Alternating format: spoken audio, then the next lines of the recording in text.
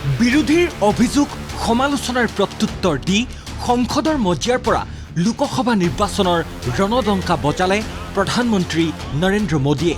कि अंग्रेजों से कौन इंस्पायर्ड था? आजादी के बाद भी देश में गुलामी की मानसिकता को किसने बढ़ावा दिया? अगर आप अंग्रेजों से प्रभावित नहीं थे तो अंग्रेजों की बनाई दंड संहिता आपने क्यों नहीं बदली? हम एक के बाद एक हटा रहे हैं। বুধবাৰৰ দিনটো আছিল সংসদৰ বাজেট অধিৱেশনৰ অন্তিম দিন। বুধবাৰে ৰাষ্ট্ৰপতিৰ অভিভাষণৰ ধন্যবাদসূচক প্ৰস্তাৱৰ চৰ্চাৰ প্ৰত্যুত্তৰ দিবলৈ ৰাজ্যসভাত উপস্থিত হয় প্ৰধানমন্ত্ৰী নৰেন্দ্ৰ মোদী আৰু উপ ৰাষ্ট্ৰপতি তথা ৰাজ্যসভাৰ সভাপতি জগদীপ ধনখৰৰ অধ্যক্ষতাত পৰিচালিত সংসদৰ সত্ৰত ধন্যবাদসূচক প্ৰস্তাৱৰ চৰ্চাৰ প্ৰত্যুত্তৰৰ বাবে সম্বোধনৰ কিছু পাছতেই বিৰোধীক উদ্দেশ্যি तीक्ष्ण वाक्यवान करे प्रधानमंत्री।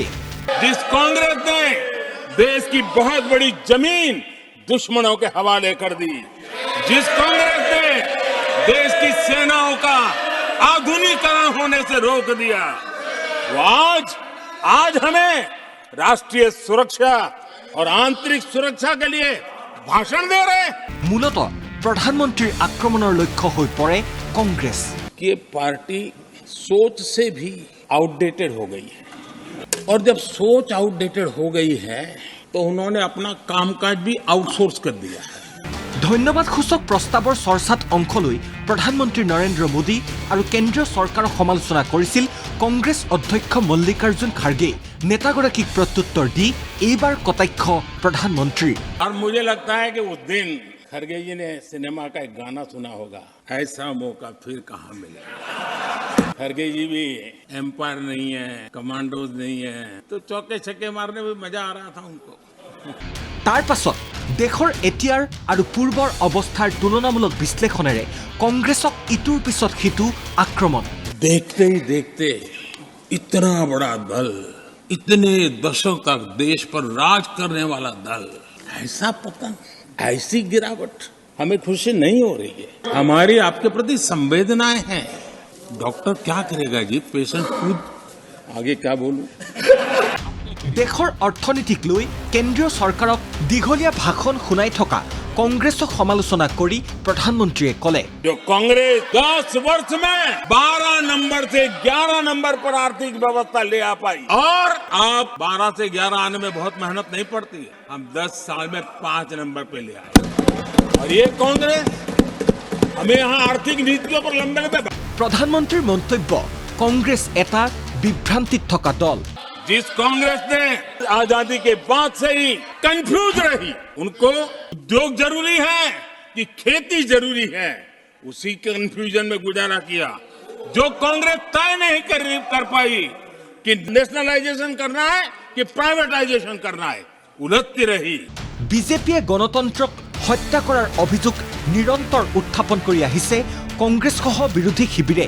ইয়াৰ প্ৰত্যুত্তৰ দি প্ৰধানমন্ত্ৰীয়ে ক'লে, जिस कांग्रेस ने सत्ता के लालच में सरेआम लोकतंत्र का गला घोंट दिया था, जिस कांग्रेस ने दर्जनों बार लोकतांत्रिक तरीके से चुन करके आई सरकारों को रातों रात भंग कर दी थी, जिस कांग्रेस ने अखबारों पर ताले लगाने तक की कोशिश की थी, और ये कांग्रेस हमें लोकतंत्र और फेडरलिज्म उस पर प्रवचन दे रही है।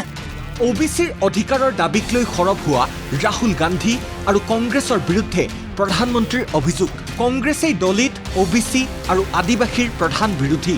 दलित, पिछड़े और आदिवासी, कांग्रेस जन्मजात उनकी सबसे बड़ी विरोधी रही है।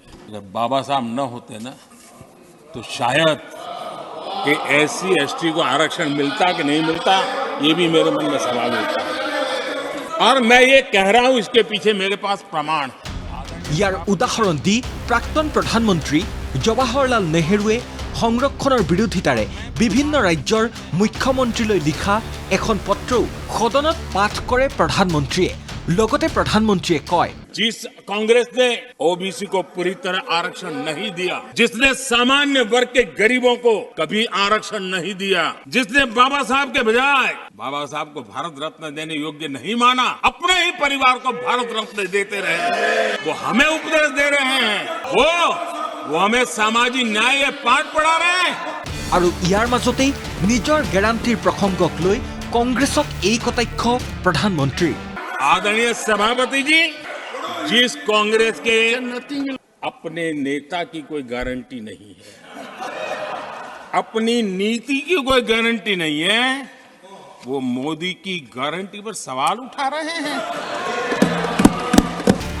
কাৰ্যত সংসদৰ মজিয়াত এনেদৰেই কংগ্ৰেছৰ স্বৰূপ দেশবাসীৰ আগত উদঙাই দি লোকসভা নিৰ্বাচনৰ অভিযানক গতি দিলে প্ৰধানমন্ত্ৰী নৰেন্দ্ৰ মোদীয়ে। National desk ND24।